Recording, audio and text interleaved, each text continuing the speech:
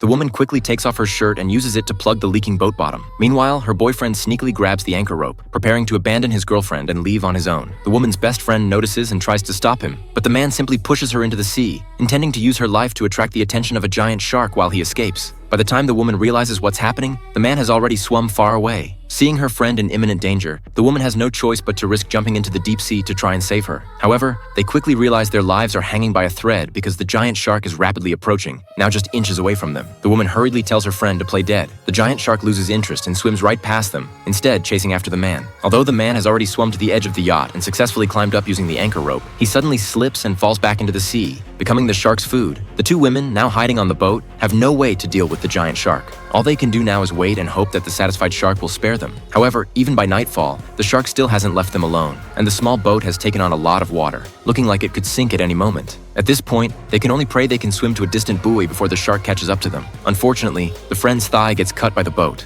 and the blood reveals their location to the shark.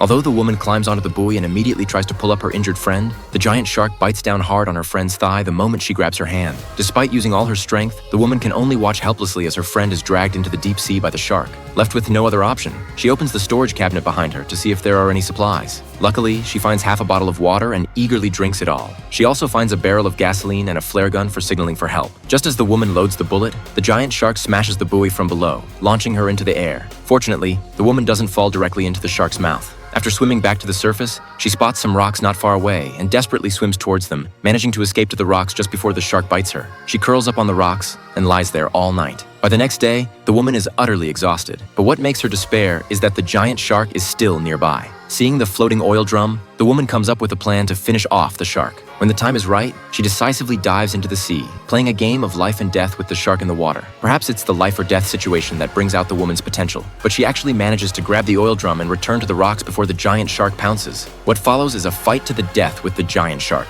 The woman unscrews the fuel tank cap, soaks a wool thread in gasoline, and stuffs it into the oil drum as a fuse. When everything is ready, she waits for the giant shark's next attack. The woman dodges, then throws the oil drum into the shark's mouth. She raises the flare gun and resolutely pulls the trigger, successfully igniting the oil drum. Although the woman is also blown away by the shockwave, she survives this deadly battle.